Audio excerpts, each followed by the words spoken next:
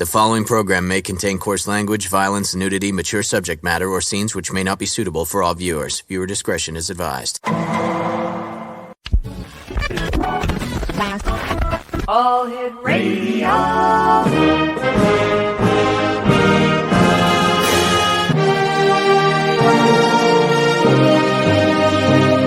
Welcome to the X Zone, a place where fact is fiction and fiction is reality.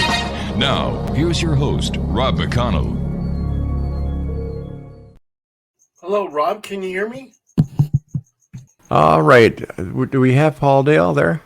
Can you hear me, Rob? I can hear you fine. Fantastic. Okay. All right. Nice talking to you. Like I was saying, we're going to be talking to you about the paranormal, but in the next hour, we're going to be speaking to our guest who will be joining us at the top of the hour, William Barnes. We're going to be talking about Sasquatch. So that's going to be a very interesting hour. How have you been, Paul? Good seeing you. I've been good there, Rob. How you doing? Not too bad for an old guy, you know, COVID and everything else that we've had up here in Canada. It's always hard to try and understand and make sense of what the heck happened and why it happened. But here we are. No worse for wear. How about yourself and your family? Oh, everything's fine. We got contacted by a documentary crew down in Los Angeles with Netflix. And it seems like they want me and my wife to host a seance in North Hollywood. Ooh. So they're talking about doing that in probably 3 weeks from now. So Well, good for you. happens, yeah. You'll have to let us know how you make out. Yeah. And I don't mean make out with your wife. I mean make out in the seance. Just had to get that straight. Yeah, go ahead. Funny that you're mentioning your next guest. Mm-hmm. We're talking about Sasquatch. I have my own Bigfoot story. Would you share it with us? Sure. When we did an investigation in Mount Shasta, we went in search of UFOs. Mm-hmm. The last of the Lemurians supposedly live in the caverns in Mount Shasta, and we were doing a Bigfoot hunt. And I got to this one point of this creek, and there was nobody else there except two of my investigators. And I did a wood-on-wood type communication. So I picked up this piece of wood and hit the tree 3 times, seeing if I could get a response. Well, Right. I did this 3 different times. Then all of a sudden, I heard 3 rocks go into the creek as an answer to my wood-on-wood communication. And there was nobody around. Bears can't pick up rocks and throw them in the creeks, but it was 3 solid hits into the creek with 3 rocks. So that was absolutely amazing. So there was something out there that did that. Fascinating. Yeah. For those listeners and viewers who are meeting you for the first time, Paul, can you tell us a little bit about yourself and what was it that led you to doing the work that you're doing in the paranormal?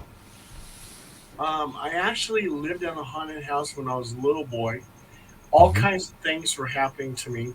I was targeted. I was attacked by, it seemed like several entities. And this was a house on Effie Street in Fresno. And this entity, at one point in time, and it sounds crazy, but it looked like a black tea kettle.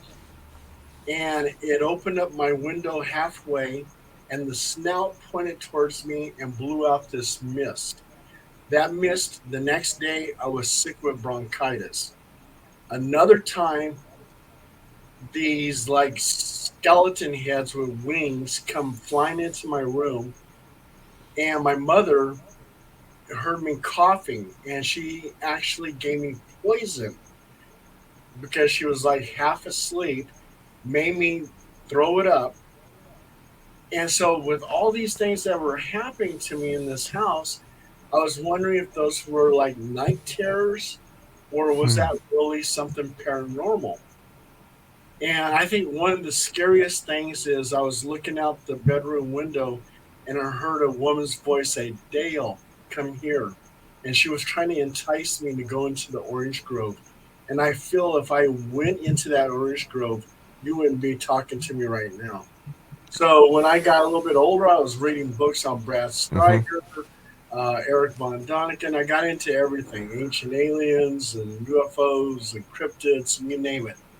So I became very knowledgeable by reading all these books. And then I got into military intelligence.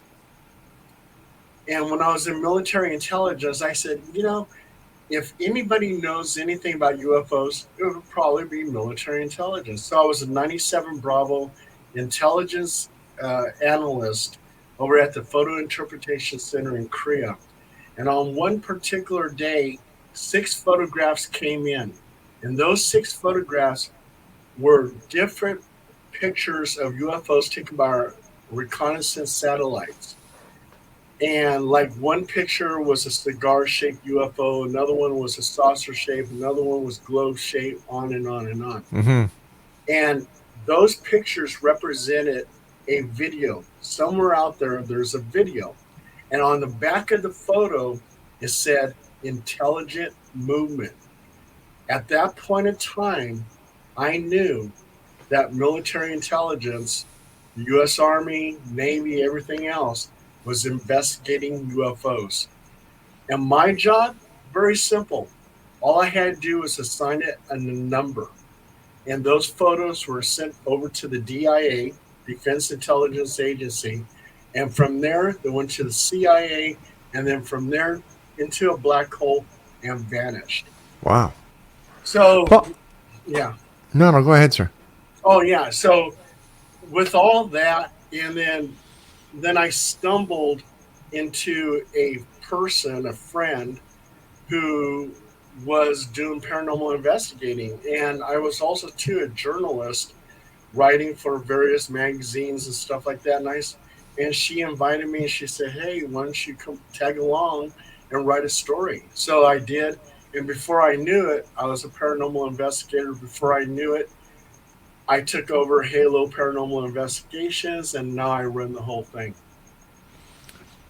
Fascinating. Why do you think the government of the United States and other governments of the world are suppressing the information that they have on UFOs? Because I think it would be just a huge collapse system. People would just totally freak out, especially people of various religions. For them to know that these gods are merely extraterrestrials with technology that we just don't have, and it seems like magic, they probably wouldn't be able to comprehend it, and there would be a whole collapse in our society.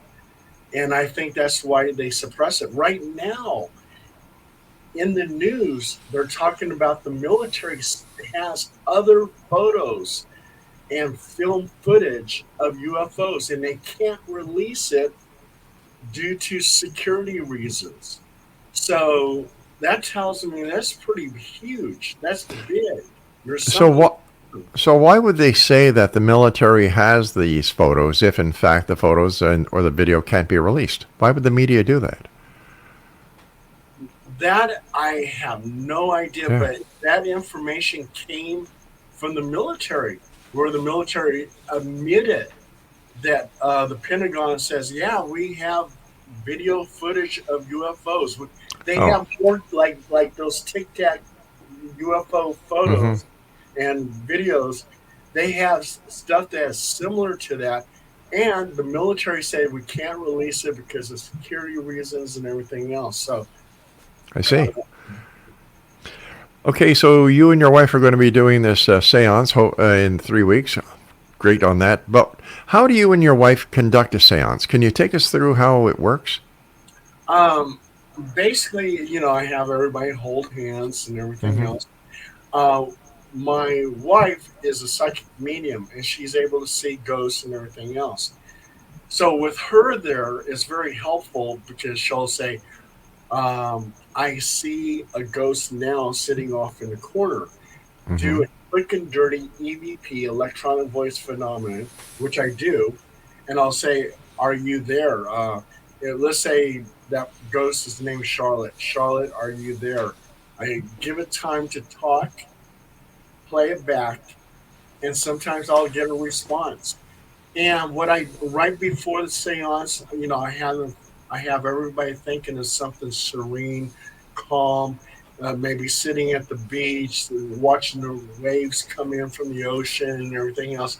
Right. Just calm their mind, and then tell them to look in towards the sky, and they'll see a doorway, and that they'll enter this doorway, and they're leaving their reality and going into another doorway, which is the doorway of something spiritual.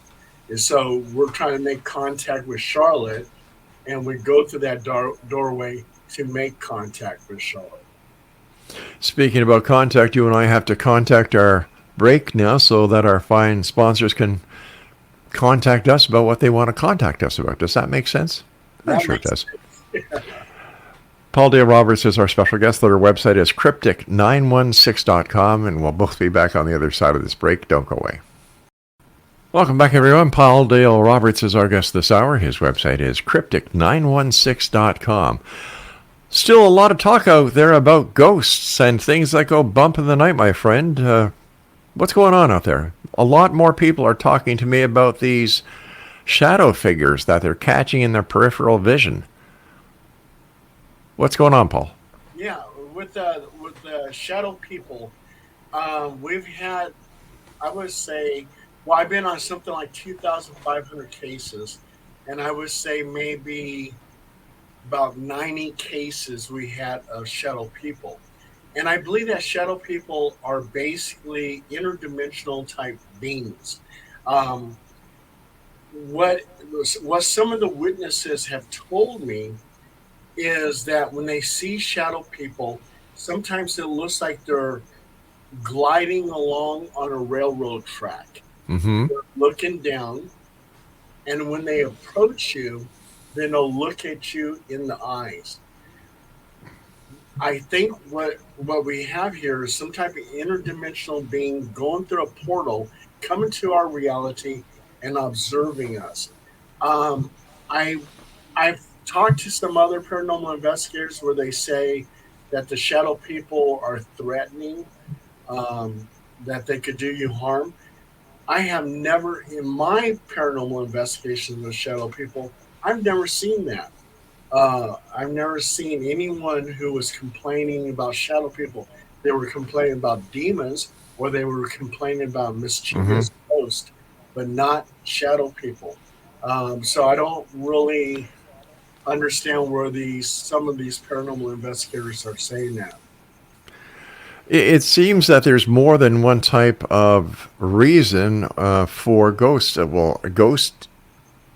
Well, let me ask you this. Is the ghost a ghost the same thing as a shadow person, or are these two separate entities? These are two separate entities. Shadow people, my theory is that they're interdimensional beings, and they look like shadows. Right. Leaders usually either have a hoodie or it has like a fedora hat. Those seem like the Ancient Aliens, the TV show. I love that TV show because I'm associated with a lot of those people there, and I know you have too, Rob. Mm-hmm. They compare, like Nick Pope has compared shadow people with the Men in Black. I have a hard time trying to say shadow people are like the Men in Black. I mean, it could be because they wear also too sometimes the fedora hat. So, but I do think it's something alien. Ghosts are a whole different thing. Those, like when I'm deceased, my spirit, my aura, we have energy all around our body, and that energy has to go somewhere. It leaves your body. It manifests into what you used to be, what you used to look like, and people see you and they go, "Oh, hey, there's a ghost." Also, too, energy contains all the knowledge, everything that I've seen, everything I thought about, everything I dreamed about, all my interactions. It's all recorded, and that energy, I believe, goes into the Akashic records that you read about. There's this universal library, and every living thing that experienced anything in life, all that information becomes part of the Akashic records. All right, so let me try and understand this then. If, let's say, when I die, I become a ghost, but what happens if I've had past lives? Every time I die in a past life, is there a ghost of Rob McConnell? Well, here is a great theory. Okay. But when a baby is born upon the world, Mm-hmm. they have their little psychic antennas up, and they sometimes upload or download energy from a deceased person. That information is going into them, and they're gathering all this knowledge and going, oh my God, I was John Smith. I was a blacksmith in 1860. And he has all the memories of John Smith because this little baby uploaded or downloaded this information and now contains this knowledge. Fascinating. Besides ghosts, you also have investigated orbs. Now, first of all, what is an orb, and how do they fit into the world of the paranormal? Okay. Well, with orbs, they could be almost anything. And in my investigations, we found out that orbs could be dust, could be skin flakes, could be lint, it could be light refractions, it could be dewdrops. It could be almost anything.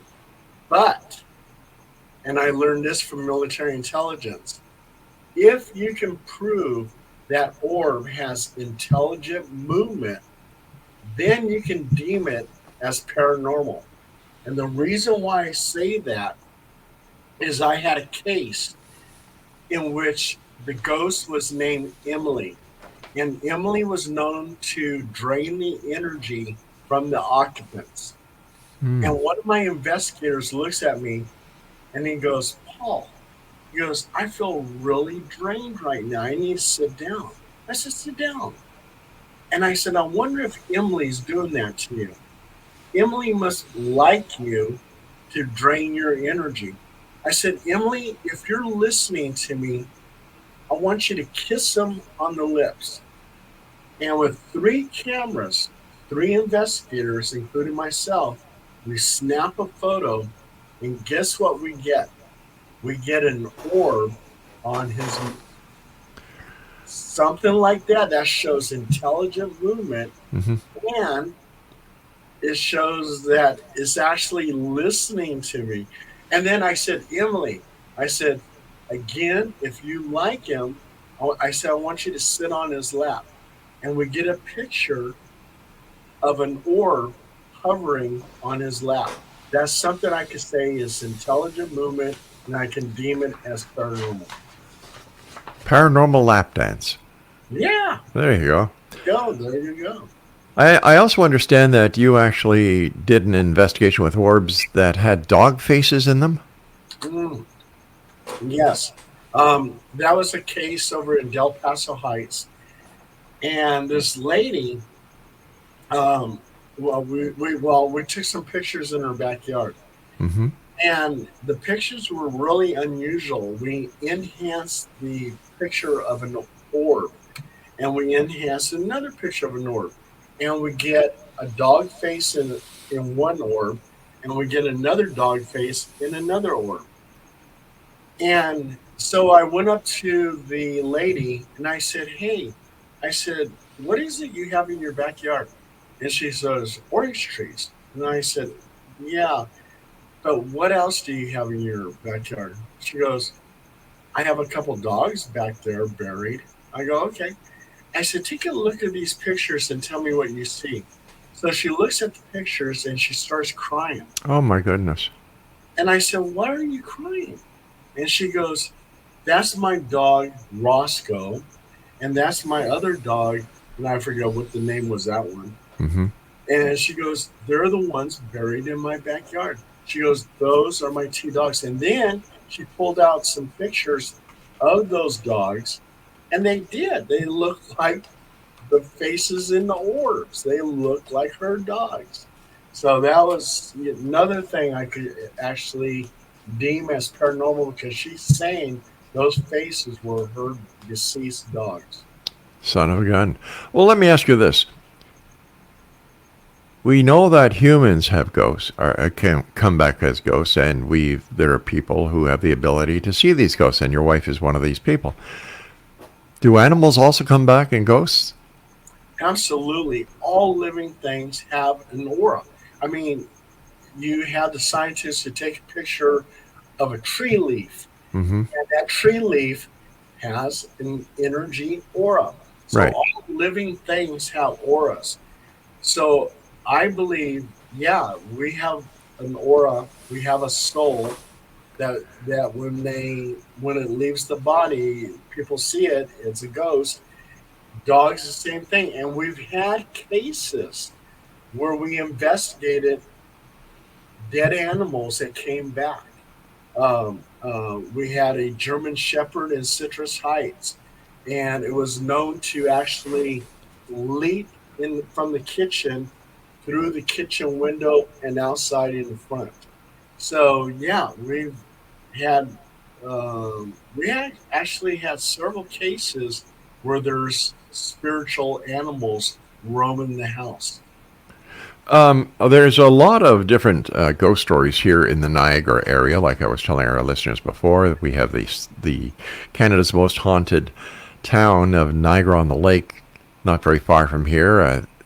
That was the scene of the Fort George is right there. One of the bloodiest battles of the War of 1812 was fought there.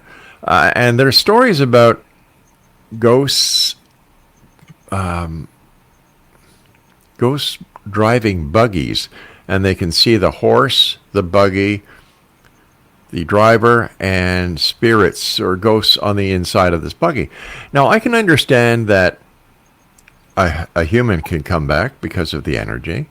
I can understand the animal for the same thing, but how do you get to see a ghost or an apparition that includes a buggy? Well, I had a case like that in the Sierra Nevada mountains. Okay. And it was the Donner Party. And the Donner Party was stuck up at the mountains, and they wind up doing some cannibalism on some of the passengers of those caravans. And people sometimes see ghostly images of the Donner Party, and they also too see the caravans. And what I believe is that the energy from people is also too surrounds inanimated objects. So something like a caravan, you're traveling miles and miles on this trail. So all the energy of those people is around that caravan.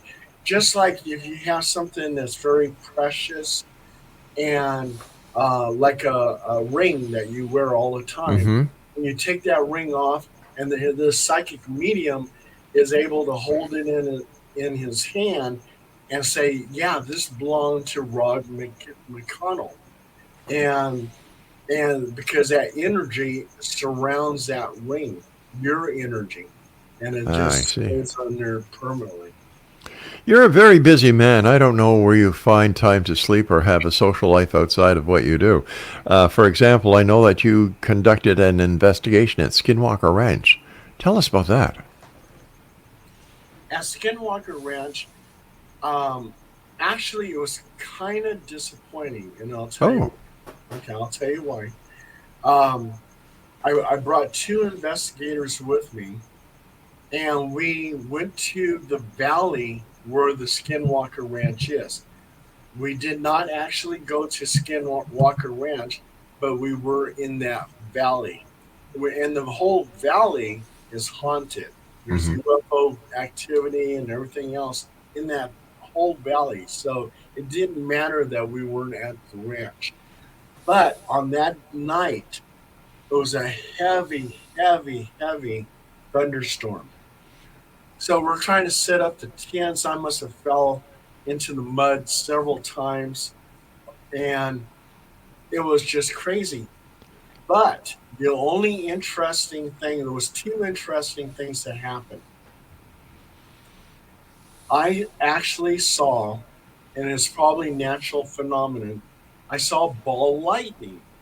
It seemed like the clouds actually parted, and this energy ball just popped out from the clouds, hit the ground, and shattered. Oh my gosh. Right, in a million pieces. I've never in my life have seen anything. I've been in some major storms. I've been in major storms in Seoul, Korea, in Texas, and everything else. I've seen some storms, but this storm was mind blowing because I've never seen ball lightning. So, and then also too, we had the recorder on, and we actually hear this screech. It was a sound that I never heard before, and I was hoping that the recorder picked it up, but the rain was so pouring so hard, all you can hear was the pitter patter of the rain. And in the morning time, when we woke up, one of the investigators had pneumonia, and because of that, because it was, is life threatening. Actually, we drove all the way from back to Utah, back to California, and got her home. So that was it. Wow. Okay, you and I have to take a break at this time, Paul. It's always great talking to you. So thank you for taking time out of your busy day to join us. And when we come back, I'd like you to share your story about Area 51. Okay, sure, Rob. All right, Paul Dale Roberts is our guest, Exo Nation. The website is cryptic916.com. And we'll be back on the other side of this break. Don't go away. Dun, dun, dun, dun. Oh, we're back. All right, Paul Dale Roberts is my special guest. Before we get back to Paul, if you'd like to watch the X-Zone TV channel, that is 724 365. Just go to Simul TV, sign up, and the X-Zone TV channel is Channel 54. And every time I say that, it reminds me of Tootie Muldoon on Car 54. Where are you? Paul, you've been to Area 51. Spill the beans. What's it really all about, Paul? Okay. When we got to Area 51, in that case, I had 3 investigators with me, and we got there. Went to the Alien Inn, and the people were so nice. The owners there, they actually let us go ahead and set up camp right in the parking lot. So that was great. And then they brought their what is those things called? Those little vehicles, ATVs or something like that. Right. Yeah. So anyway, they had 2. They let me drive one, and the owner of the Alien who drove the other one, and they took us, and then we had a car follow us. They took us to an abandoned village, and they had no explanation why that village was abandoned. And the reason why they took us there is they said that some of the abandoned houses were haunted. So we actually did a ghost hunt there. And we got a couple of EVPs. One house I chased a bird out of. It was stuck in the house, and I managed to get it out the window. So I did my little heroic thing. And then we went up to the gate where they have all the security cameras and everything else, right? And right in front of me, up on a hill, was this guy in camis, and he's watching me with binoculars. Well, I'm watching him with binoculars also. So we're both looking at each other, and then he slowly takes from his shoulder a sniper rifle, and points it at me. I said, "Oh my God, this guy is really serious," because I was getting close to the gate. I hadn't crossed over, but I was pretty close, and he was holding that sniper rifle on me. So they really take that seriously. And so I said, "I think it's time to pack up." Well, also too, we were working with this one UFO group, and I can't think of their name right now, but they told me to take some soil samples. So I took some soil samples, and what was really unusual about the soil is we found like little wires in the soil. But anyway, we shifted over to this UFO group. They had it analyzed, and they said that the ground was eradicated some, and they didn't understand exactly why it would be. So that was one of the things that they said about the soil sample. And then two of the investigators, and I didn't see it, but they were claiming that they saw something that looked like a UFO up on the side of the mountain. When we got back to the alien, I did a couple of interviews. I talked to this one guy who said he worked at Area 51, and he said that Bob Lazar actually did work at S4. Mm-hmm.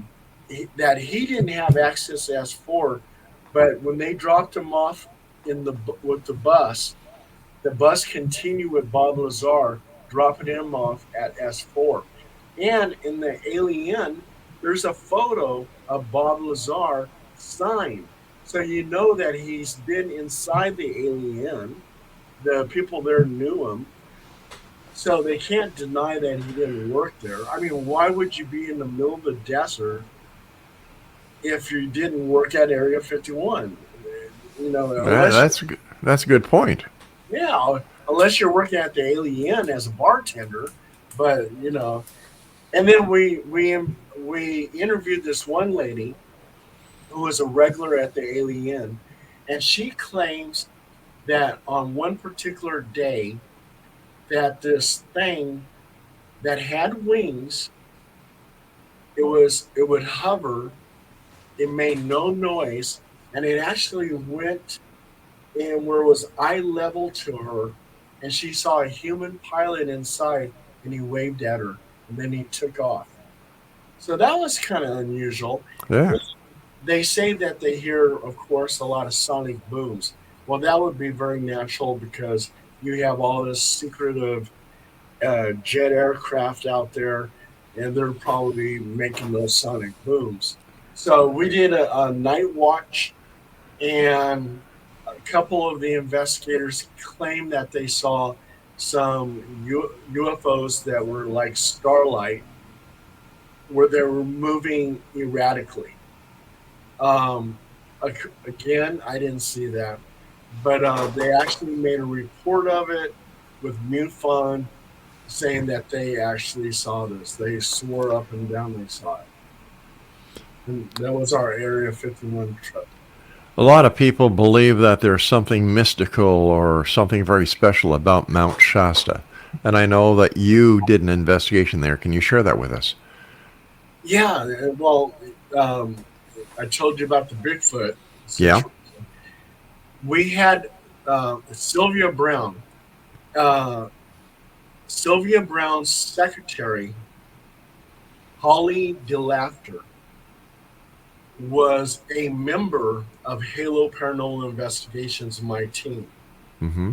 And what was really funny about Holly is even though she worked for Sylvia Brown, she always told me that Sylvia Brown was a fake psychic and that she was the real psychic. So that was kind of interesting. But Holly took me to the certain point, and she goes, "Paul, I want you to take a picture of me right now." And I said, "Okay." So I take a picture of her, and in that photo, you see her, and right behind her, she sensed it, was a UFO that was tilted like that. And that picture went into Timothy Beckley's book. It was seen by Brad Steiger, and it went around the world. It went viral. But yeah, she actually sensed the UFO, and when I snapped that picture, it was that UFO right behind her. Was that the only experience you had at Mount Shasta? That and the three rocks into the creek. So we did the Bigfoot hunt, Right. UFO hunt. We even stopped at a motel. I forget what the motel was, but it was supposedly haunted. And so we got some EVPs there, and we left. And we looked for the Lemurians, but we didn't see that. But they say on Mount Shasta, if you go above the tree line, you can wind up either disappearing or meeting up with the Lemurians. So, but we didn't go above the tree line because it was just too cold. Paul, stand by. We've got to take our final break for this hour. And Exonation, if you'd like to find out more about Paul, his adventures, his what he's doing next, once again, Paul, we'll look forward to seeing you and your wife on that Netflix special. Should be interesting to hear what your wife brings from the other side when it comes to celebrities and so on. Paul's website is cryptic916.com, and we'll be back as we wrap up this hour here in the XO from our broadcast center in St. Catharines, Ontario, Canada. Man, talk about a breakthrough. Holy crap. Paul Dale Roberts is our special guest. And Paul, thanks so much for taking time out of your busy day and your busy life to be with us. So we appreciate you here at the X Zone. Thank you so much, Rob. I really enjoyed doing the show. Well, you know, you're always a welcome guest here, and we look forward to the next time that you're coming on because you're always busy. You're always doing something. How many miles do you put on a year doing these investigations? A lot. Yeah, that's a lot. But, you know, I'm retired now. Yeah. I used to work, you know, I'll show you right here, with if you can see it, Department of Fish and Wildlife. Oh, yes. Yeah, I see it. Talk about Bigfoot. A lot of those hunters used to come in and talk about seeing or encountering Bigfoot. So, yeah, I received a lot of stories, and I could never talk about it because Department of Fish and Wildlife, which now I could talk about, I would be in trouble with them. Really, eh? Yeah. Wow. Monterey Bay. What happened there during your investigation? Monterey Bay, we actually got 3 phone calls from Monterey and Seaside where people were looking out at the bay and they were seeing unidentified submerged objects coming out of the water and going into the sky, becoming UFOs, or UFOs going into the Monterey Bay and becoming USOs. And legend has it that Monterey Bay, just like Catalina Island, has a UFO base. They say there's a UFO base in Monterey Bay. In fact, a lot of people hear humming, and this unknown humming, they believe, has something to do with this UFO base in Monterey Bay.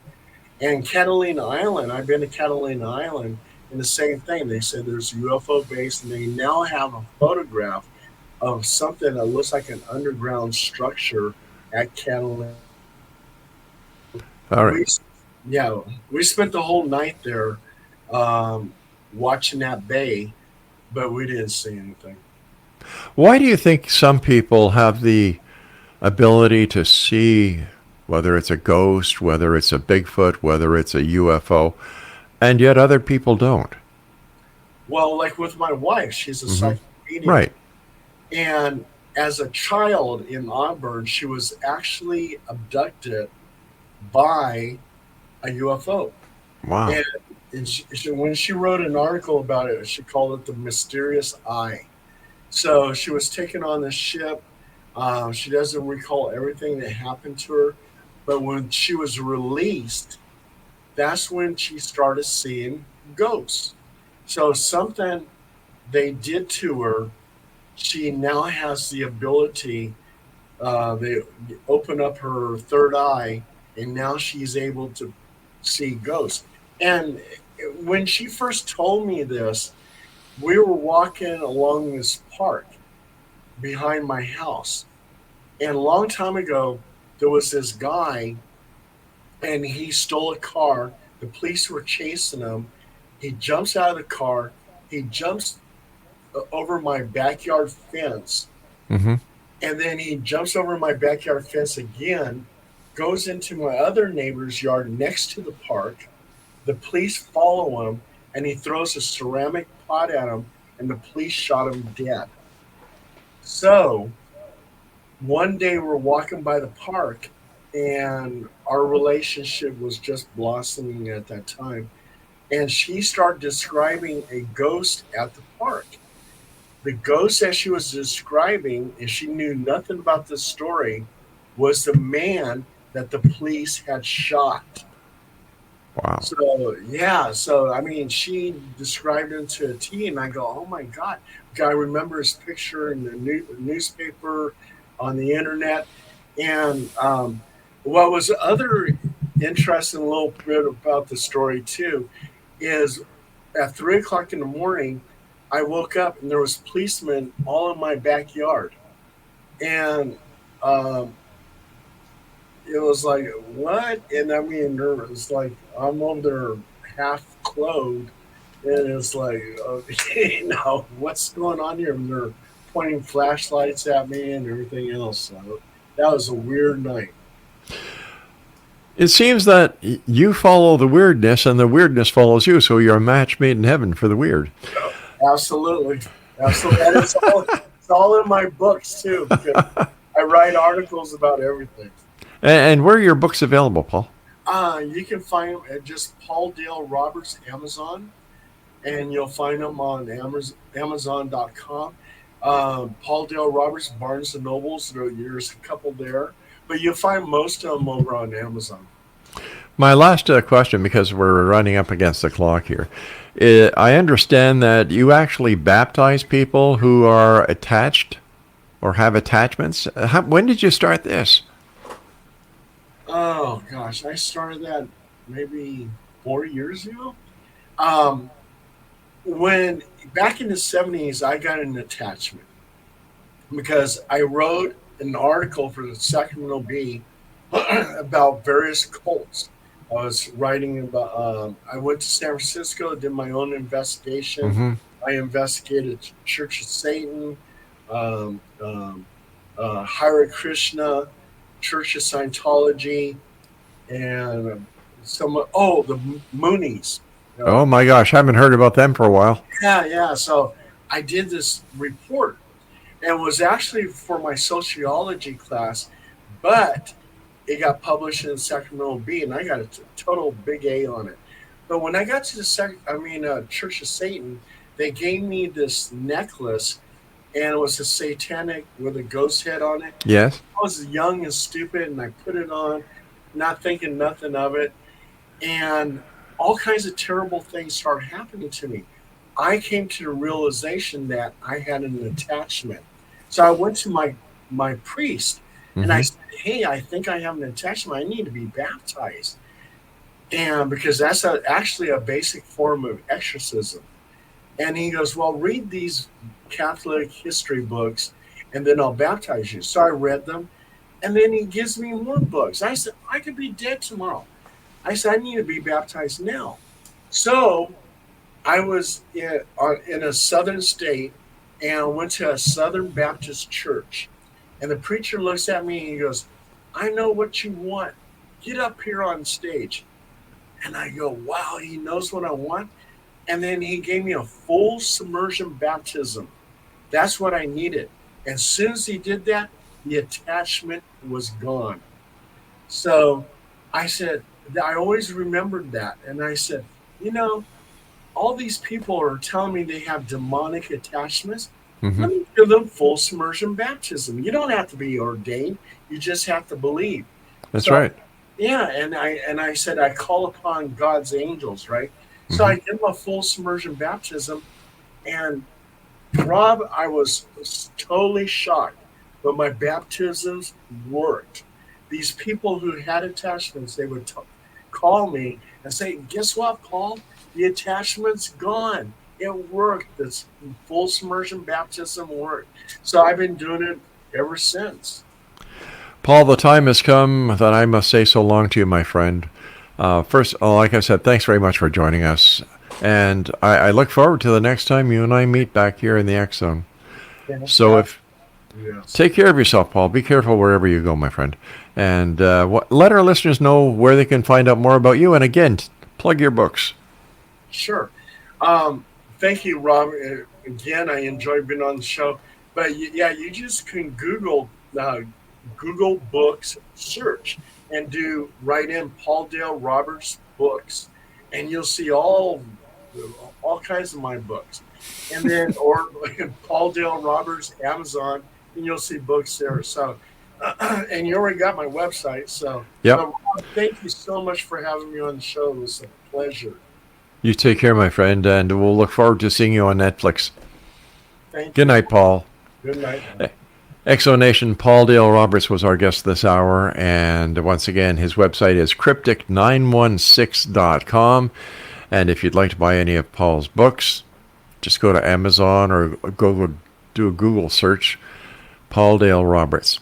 When we come back from the top of the hour, we'll be speaking to William Barnes about Bigfoot or Sasquatch. Fascinating world we live in, and we're blessed enough to have the people who make it that much more interesting as they try to understand and try to better acquaint us with what it could or could not be. I'll be back on the top of the hour in about 9 minutes and 20 seconds, so don't go away.